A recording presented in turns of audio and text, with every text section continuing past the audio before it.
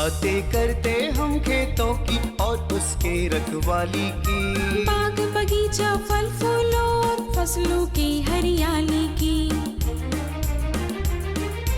हम बीजों की बातें करते उत्तम जल संसाधन की, हम तकनीकी बातें करते फसलों के उत्पादन की।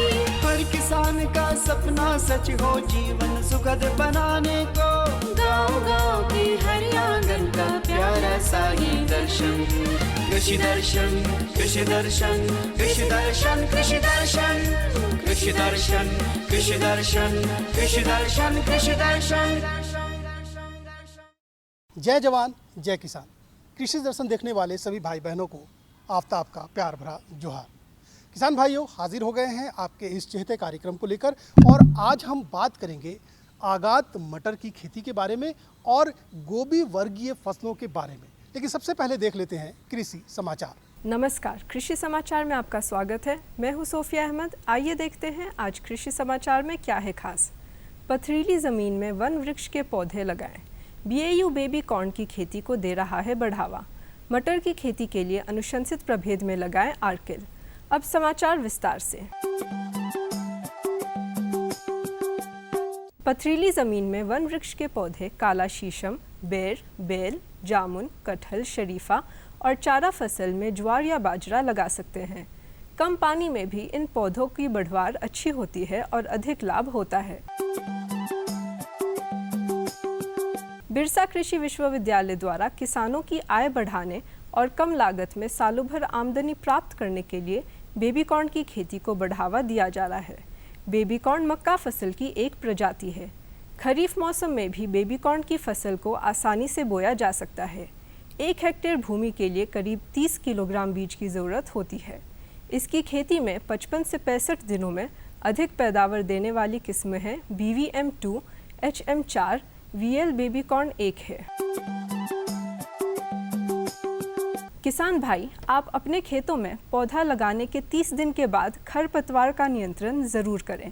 इससे पौधा और खरपतवार के बीच प्रतियोगिता कम होती है। साथ ही उर्वरक का प्रयोग भी समय पर करें, इससे उपज में वृद्धि होगी। देखिए, अभी तो मैं किसान भाई को खरपतवार नियंत्रण और जो है उर्वरक का जो उपरिवेशन जिसको टॉप ड्रेसिंग होता है उसके बारे में बताऊंगा, क्योंकि वो अभी कर सकते हैं। तो खरपतवार का नियंत्रण आप किसान भाई पौधा के लगाने के 30 दिन के अंदर आप कर दीजिए, क्योंकि उससे जो है पौधे और जो खरपतवार के बीच जो है वो कंपटीशन कम होता है। इसीलिए मैं किसान भाई को कहूँगा कि 30 दिन तक आप अपने किसान को जो है किसान के ज़मीन को माने खेत को जो है खरपतवार मुक्त रखें। मटर की खेती से अधिकाधिक उत्पादन लेने के लिए 100 किलोग्राम बीज प्रति हेक्टेयर लगाएं। कतार से कतार की दूरी 30 से 45 सेंटीमीटर और पौधा से पौधा की दूरी 6 से 10 सेंटीमीटर रखें। बेहतर उत्पादन के लिए अनुशंसित प्रभेद में आर्किल लगाएं। मटर की खेती के लिए अच्छी जल निकास वाली हल्की उपजाऊ मिट्टी उपयुक्त है। अम्लीय मिट्टी में 1 महीने पहले चूने का भुरकाव करें। बुआई के समय गोबर खाद 200 से 250 क्विंटल, नेत्रजन 40 किलोग्राम, सफूर 80 किलोग्राम, पोटाश 40 किलोग्राम प्रति हेक्टेयर खेत में मिलाएं। किसान भाई, खेतों में नाली खोदने, मेड़ बनाने और फसलों की निकाई गुड़ाई करने के लिए डच हो नामक कृषि यंत्र का प्रयोग कर सकते हैं। इसकी कार्य क्षमता 12 से 15 डेसिमल प्रतिदिन है। आज की विशेष जानकारी है लत्तेदार सब्जी फसल में वयस्क कीटों के रोकथाम के बारे में। लत्तेदार सब्जी फसल में वयस्क कीटों के रोकथाम के लिए खेत में जहरीला चारा डालें। जहरीला चारा इस प्रकार तैयार करें। 1 एकड़ की दर से 1 किलोग्राम कोहड़ा को अच्छी तरह से मसल दें। इसमें 100 ग्राम गुड़ और 10 मिलीलीटर मिलाथियोन दवा डालकर इसे अच्छी तरह से मिला दें। इस जहरीला चारा को खेत में 4 से 5 स्थान पर रखें। एक फसल मौसम में 2 से 3 बार यह उपचार करें। वयस्क कीटों पर नियंत्रण हो जाएगा। और अब एक नज़र राज्य के 5 प्रमुख शहरों के मौसम के मिजाज पर। आज राज्य के 5 प्रमुख नगरों के अधिकतम और न्यूनतम तापमान कुछ इस प्रकार दर्ज किए गए। रांची का अधिकतम तापमान 28 डिग्री सेल्सियस और न्यूनतम 23 डिग्री सेल्सियस। जमशेदपुर का अधिकतम तापमान 33 डिग्री सेल्सियस और न्यूनतम 27 डिग्री सेल्सियस। मेदिनीनगर का अधिकतम तापमान 32 डिग्री सेल्सियस और न्यूनतम 25 डिग्री सेल्सियस। देवघर का अधिकतम तापमान 31 डिग्री सेल्सियस और न्यूनतम 25 डिग्री सेल्सियस और धनबाद का अधिकतम तापमान 31 डिग्री सेल्सियस और न्यूनतम 25 डिग्री सेल्सियस।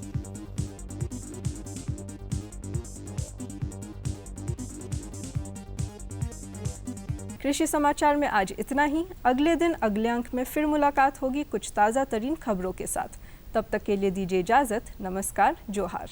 किसान भाइयों, अब बात करते हैं आगात मटर की खेती की। जो किसान जागरूक हैं वो पहले से ही सारी तैयारी करके रखते हैं। जाड़े का मौसम आने वाला है, बरसात खत्म होगा, फिर जाड़े का मौसम आएगा और मटर की तैयारी में लोग लग जाएंगे। और अगर पहले से प्लानिंग कर ली जाए, इसकी योजना पहले से तैयार कर ली जाए तो काफ़ी अच्छा होगा। कैसे करना है, चलिए फीचर के माध्यम से देखते हैं कि आगात मटर की उन्नत खेती कैसे करें। बाजार में जब किसी फसल की उपज को समय से पहले बेचा जाता है तो उसकी कीमत अधिक होती है। इस लाभ के भागीदार किसान भी होते हैं। किसानों को ये फायदा आगात खेती से होता है। सितंबर का महीना मटर की आगात खेती का महीना है। किसान भाई, मटर की आगात खेती के लिए, सब्जी मटर की खेती करने के लिए, इसके लिए आपको समय अभी सामने आ ही रहा है। ये अगस्त आपका बीत रहा है, उसके बाद सितंबर में मटर आगात लगाने की तैयारी चालू हो जाएगी, जिसमें आप सुनिश्चित करेंगे कि जिस खेत में मटर पहले लगा था उस खेत में मटर नहीं लगाएंगे। और मटर के साथ साथ आपको ये भी ध्यान रखना है कि वहाँ का जो ज़मीन की बनावट है वहाँ पर पानी लगने वाले की स्थिति न हो और वहाँ का जो सॉइल है उसमें एसिडिक मात्रा जो है न रहे। एसिडिक अगर है भी तो उसमें 15 दिन पहले जो है पर डिसमिल 1 किलोग्राम चूना मिला देंगे, जिससे वहाँ का पीएच ठीक ठाक हो जाएगा। और उसकी जुताई बढ़िया ढंग से करेंगे। जुताई करते समय ध्यान रखें कि हम जो है मिट्टी भुरभुरी हो जाए, उसमें ये उसका पानी का ढलान ऐसा रहे कि अगर पानी बरसता भी है तो बह करके निकल जाए, जिससे पानी का जमाव रहने से फसल का नुकसान होने की संभावना रहता है। तो आप अभी सुनिश्चित करना शुरू कर दें कि हमें कहाँ लगाना है और उस खेत में पहले मटर न लगा होना चाहिए और उसका खेत का जो पीएच है, पीएच लगभग नॉर्मल के पास हो। अगर उसमें पीएच की मात्रा जो है ये अम्लीयता तरफ हो तो उसमें आप जो है चूने की मात्रा प्रयोग करना शुरू कर दें। और खेत तैयारी करते समय ही आप उसमें गोबर की सड़ी हुई खाद लगभग 250 कुंतल प्रति हेक्टेयर की दर से उसमें डालें। किसान भाइयों, खेत की अंतिम जुताई के समय ही अनुशंसित मात्रा में सड़ी हुई गोबर की खाद मिट्टी में मिला दें। इसके अलावे जिन उर्वरकों का उपयोग अनुशंसित है उसमें नाइट्रोजन, फास्फोरस और पोटाश शामिल हैं। उसमें आप ये सुनिश्चित करें कि हमें जो उर्वरक देना है, आप उर्वरक के रूप में 40-80 ये लगभग 40 किलोग्राम नाइट्रोजन, 80 किलोग्राम फास्फोरस और 40 किलोग्राम पोटाश देंगे। अर्थात यूरिया की मात्रा आपका लगभग 18.5 किलोग्राम रहेगा, डीएपी 176 किलोग्राम और एमओपी जो है 67 किलोग्राम। इसको प्रति एकड़ की दर से देखना चाहेंगे तो आप जो है 7 किलोग्राम आपका नाइट्रोजन के लिए यूरिया रहेगा और 70 किलोग्राम आपका जो है डीएपी रहेगा और पोटाश जो है 26 किलोग्राम प्रति एकड़ की दर से रहेगा। इस हिसाब से आप जो है तैयारी खेत की शुरू करेंगे। आगात मटर के बेहतर उत्पादन के लिए सितंबर के अंत तक बुआई कर लेना ज्यादा फायदेमंद होता है। वैसे आप मध्य अक्टूबर तक मटर की आगात बुआई कर सकते हैं। और लगाने का जो समय है, अर्ली जो समय होता है वो सितंबर से नवंबर के बीच में लगाते हैं। और इसमें मीडियम जो होता है 15 अक्टूबर से 15 नवंबर और लेट में जो लगाते हैं 15 नवंबर से 15 दिसंबर। तो जो अर्ली लगाएंगे वहाँ पर आपको उत्पादन थोड़ा कम मिलेगा, लगभग 125 से 130 कुंटल प्रति हेक्टेयर मिलेगा। मीडियम ड्यूरेशन में आ जाएंगे तो आपको लगभग 150 से 200 कुंटल मिलेगा और लेट में अगर लगाना जाएंगे तो 200 से लेकर 225 या 250 कुंटल प्रति हेक्टेयर प्राप्त हो जाता है। तो इस स्थिति में आप ये ध्यान रखें कि हमें खाद का जो उपलब्धता है आप 40-80-40 के दर से देंगे। 40 kilogram nitrogen, 80 kilogram phosphorus, 40 kilogram potash और गोबर की सड़ी हुई खाद 250 कुंतल प्रति हेक्टेयर अर्थात 1 कुंटल 1 एकड़ की दर से जो है।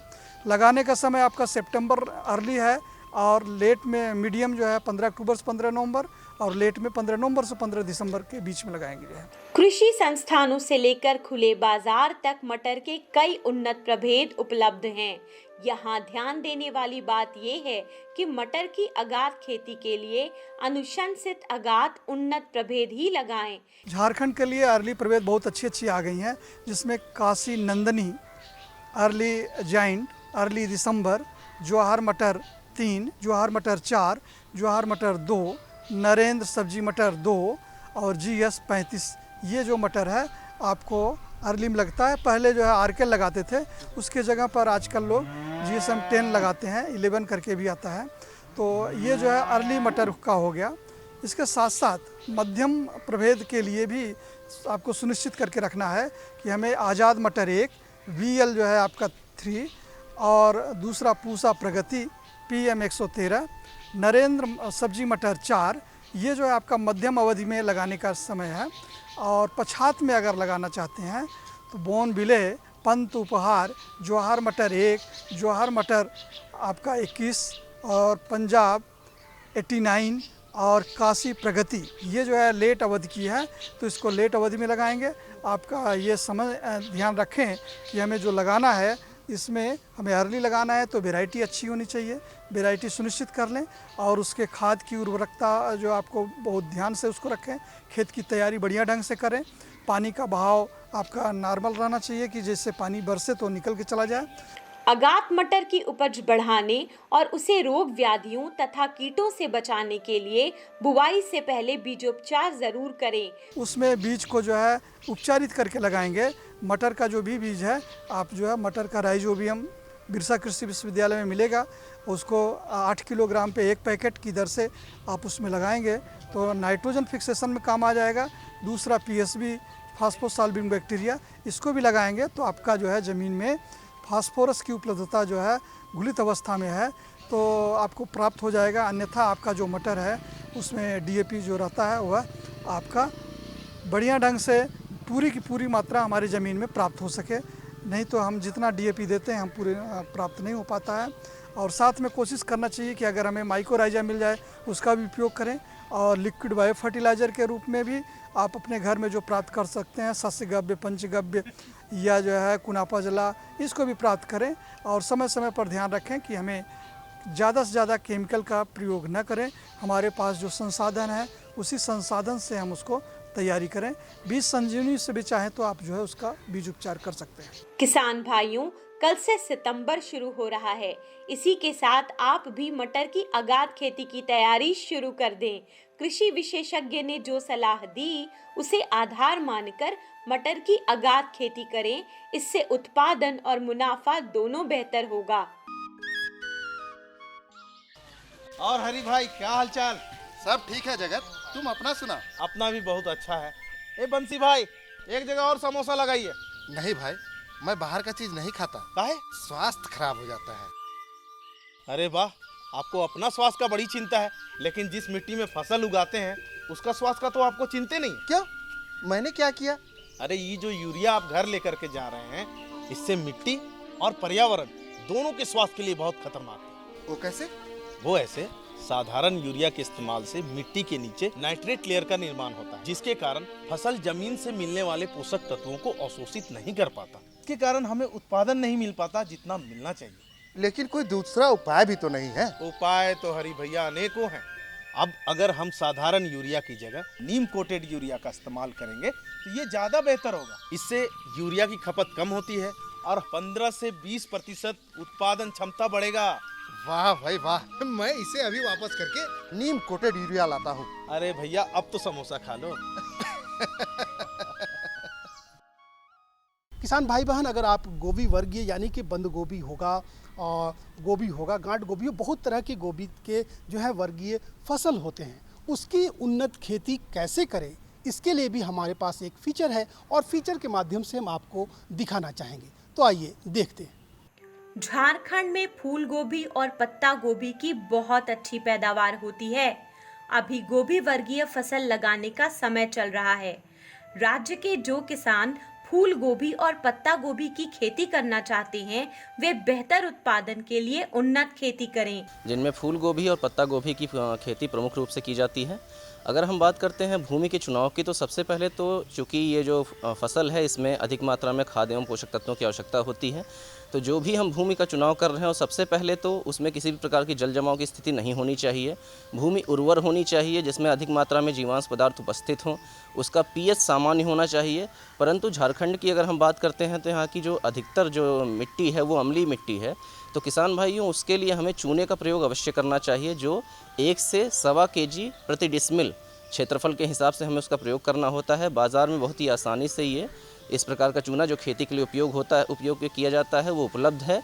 इसका किसान भाई मृदा में जब अच्छी नमी रहे तो उसका प्रयोग करें, और ये चूना प्रयोग करने के पश्चात कम से कम 2 हफ्ते के बाद ही कोई भी बुआई का कार्य करें।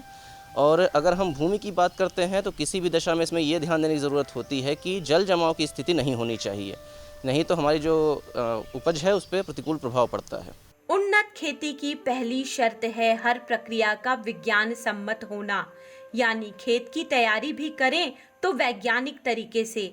इसके लिए 4-5 बार खेत की जुताई करें। अंतिम जुताई के समय मिट्टी में अनुशंसित मात्रा में सड़ी हुई गोबर की खाद मिला दें। सबसे पहले तो अगर हम बात करते हैं तो भूमि की तैयारी के समय हमें विशेष ध्यान देने की ज़रूरत है कि भूमि की 4-5 जुताइयाँ अच्छी प्रकार से करके उसे हर जुताई के बाद पाटा लगा के भूमि को समतल कर लेते हैं, और उसके बाद ही उसमें जो है कम से कम 200 से 250 कुंटल सड़ी हुई गोबर की खाद अवश्य डाल दें।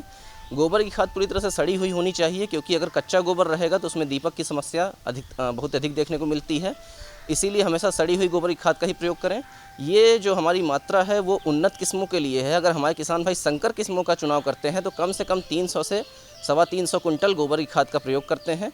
उसे भूमि में मिला के अच्छी प्रकार से उसे जुताई करके भूमि में मिला देना चाहिए, और उसके बाद ही हमारे लिए जो बुआई का कार्य है वो करना चाहिए।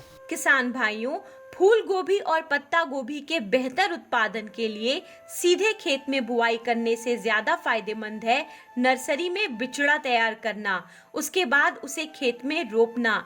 इससे पौधे स्वस्थ और जल्द तैयार होते हैं। बिचड़ा के लिए प्रोट्रे या क्यारी में बीज बो सकते हैं। देखिए, गोभी वर्गीय जो सब्जियां हैं वो ऐसी होती हैं जिनमें सबसे पहले हमें क्यारियों में या प्रोट्रे में हमें नर्सरी तैयार करनी होती है। पौध तैयार करने के उपरांत हम उसकी रोपाई करते हैं। तो जब हम पौध तैयार करने की बात करते हैं तो सबसे पहले तो हमें क्यारियों के लिए ऐसा स्थान चुनना चाहिए जो ऊंचाई पे स्थित हो, जहां जल जमाव ना होता हो। उसके लिए 3 मीटर लंबी, 1 मीटर चौड़ी और कम से कम भूमि से 10 से 15 सेंटीमीटर ऊंची उठी हुई क्यारियाँ बनानी चाहिए। उसमें जब क्यारियाँ हम तैयार कर लेते हैं उसकी अच्छे से खुदाई करके मिट्टी को भुरभुरी कर लेते हैं। उसके बाद कम से कम 15 से 18 किलो सड़ी हुई गोबर की खाद उसमें मिला देते हैं। इसके अलावा लगभग 80 ग्राम हमें DAP या फिर अगर हमारे पास सिंगल सुपर फास्फेट है तो लगभग 200 ग्राम, इसकी इतनी मात्रा हमें खेत में अच्छे प्रति क्यारी की दर से मिला देनी चाहिए। फूल गोभी और पत्ता गोभी के अधिकाधिक उत्पादन में प्रत्यक्ष भूमिका होती है उन्नत प्रभेदों की। किसान भाइयों, उन्नत प्रभेदों के चयन में ये सावधानी जरूर बरतें कि आप मध्य अगात और पिछात खेती के लिए जो प्रभेद अनुशंसित हों उसी का चुनाव करें। फूल गोभी का जो अभी समय है वो मेन सीजन का समय है, रबी का समय है। तो इसके लिए जो पूसा स्नोबॉल की सीरीज़ है उनका हम प्रयोग कर सकते हैं। Pusa snowball 1, Pusa snowball 2, Pusa snowball K1 है, पूसा स्नोबॉल 16 है। इसके अलावा जो हमारी प्राइवेट कंपनियां हैं वो उनकी भी कुछ प्रजातियां हैं, जैसे गिरजा है, माधुरी है, ये भी हमारी यहाँ के लिए उपयुक्त हैं। अगर हम पत्ता गोभी की बात करते हैं तो पत्ता गोभी में 2 प्रकार की किस्में हम 2 समय की किस्में लगा सकते हैं। अगेती जो अभी अगस्त अंत से हम सितंबर प्रारंभ तक में लगा सकते हैं, उसमें है हमारी पूसा अगेती, पूसा मुक्ता, गोल्डन एकड़, प्राइड ऑफ इंडिया, अर्ली ड्रमहेड। और अगर हम लेट किस्मों की बात करें जो हम सितंबर माह में शुरू करेंगे उसको, तो हमारी है लेट ड्रमहेड, पूसा संबंध, पूसा ड्रमहेड। इन प्रजातियों का हमारे किसान भाई चुनाव कर सकते हैं। फूल गोभी और पत्ता गोभी के उन्नत प्रभेदों का चुनाव करने के बाद उसे अनुशंसित मात्रा में ट्राइकोडर्मा से उपचारित कर लें। बुआई के लिए सामान्य प्रभेद और संकर प्रभेदों का बीज दर अलग अलग अनुशंसित है। देखिए, उर्वरकों की अगर हम बात करते हैं तो इसमें हम अगर उन्नत किस्में लेते हैं तो अलग मात्रा की ज़रूरत पड़ती है, और अगर संकर किस्में लेते हैं तो अधिक मात्रा की ज़रूरत पड़ती है उर्वरकों की। तो जब हम भूमि की जुताई कर रहे हैं, गोबर की खाद उसमें मिलाते हैं, उसी समय हमें 120 किलोग्राम नाइट्रोजन, 60 किलोग्राम फास्फोरस और 60 किलोग्राम पोटाश की आवश्यकता होती है। ये उन्नत किस्मों की मात्रा है। तो इसमें से नाइट्रोजन की आधी मात्रा और पोटाश और फास्फोरस की पूरी मात्रा को हम अंतिम जुताई के समय भूमि में मिला देते हैं और बाकी जो मात्रा है उसको हम 1 महीने बाद मिट्टी चढ़ाते टाइम में उसमें खेत में देते हैं। अगर हम संकर किस्मों की बात करते हैं तो यही मात्रा हमारी 200 किलोग्राम नाइट्रोजन और लगभग 80 किलोग्राम फास्फोरस और 60 किलोग्राम पोटाश हम डाल सकते हैं हमारे किसान भाई। और अगर हम जब भी इसमें खाद डाल रहे हैं तो ये ध्यान देने की ज़रूरत होती है कि मिट्टी में नमी हमें अच्छी तरह से बनी रहे और तब हम खाद का उपयोग करें और जो अनुशंसित मात्रा है उसका प्रयोग करेंगे तो हमारे किसान भाइयों को अच्छी उपज प्राप्त होगी।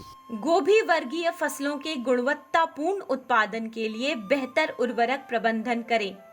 इसके लिए खेत की तैयारी करते समय ही अंतिम जुताई के वक्त नाइट्रोजन की आधी मात्रा और पोटाश एवं फास्फोरस की पूरी मात्रा दें। तो जब हम बुआई करते हैं तो ये बीजों को लगाने के बाद उसको भुरभुरी कंपोस्ट से उसको ढक देते हैं अच्छी तरह से और खजारे से उसकी सिंचाई कर देते हैं। उसके बाद थोड़ा सा पुआल से उसको ढक देते हैं और जब उसमें अंकुरण प्रारंभ हो जाता है तो पुआल को हटा देते हैं। ध्यान देने की आवश्यकता होती है कि उस दौरान जब नर्सरी में हमारी नमी अच्छे से बनी रहे, जैसा भी मौसम होगा उस हिसाब से नमी के हिसाब से रोज़ या 2 दिन के अंतराल पे हम उसकी सिंचाई करते रहें। किसी भी अवस्था में नमी की कमी नहीं होनी चाहिए, नहीं तो हमारे जो पौधे हैं उसकी ग्रोथ जो है प्रभावित होती है। तो ये थी गोभी वर्गीय फसलों की उन्नत खेती की जानकारी। किसान भाइयों, आप इस जानकारी के आधार पर गोभी वर्गीय फसलों की खेती करें। आप निश्चित रूप से अच्छी उपज और अच्छी आमदनी प्राप्त करने में सफल होंगे। तो किसान भाइयों, आपने देखा कि गोभी वर्गीय फसल की जो है उन्नत खेती कैसे करें। अब यहाँ पे हमें इजाज़त दीजिए, लेकिन अगर आप किसी कारण हमारे कार्यक्रम को नहीं देख पाए हैं तो YouTube पर आप हमारे कार्यक्रम को देख सकते हैं। इंस्टाग्राम और फेसबुक पेज पर भी फॉलो कर सकते हैं, इंस्टाग्राम पर फॉलो कर सकते हैं और वहाँ भी इस कार्यक्रम को देख सकते हैं। अगर आपके जहन में कोई सवाल आ रहा है जिसका आप जवाब चाहते हैं, कोई जानकारी लेना चाहते हैं या फिर किसी तरह की बदलाव चाहते हैं हमारे कार्यक्रम में, तो कागज़ और कलम उठाइए, लिख डालिए हमारा पता। हमारा पता है कार्यक्रम कृषि दर्शन, कृषि प्रकोष्ठ द्वारा, केंद्र निदेशक, दूरदर्शन केंद्र, रातू रोड, रांची, पिन संख्या 834001। लेकिन जाते जाते एक बार आपको फिर से याद दिला दें कि कोरोना काल है और इसमें आपको बच के रहना है, क्योंकि अगर आप बचेंगे तो आपका परिवार बचेगा, आपका राज्य बचेगा, आपका देश बचेगा। बिना वजह आप भीड़ भाड़ वाले इलाके में ना जाएं और अगर जाने की ज़रूरत पड़े तो मास्क का ज़रूर प्रयोग करें। फिलहाल पूरी टीम को दीजिए इजाज़त। नमस्कार, जोहार।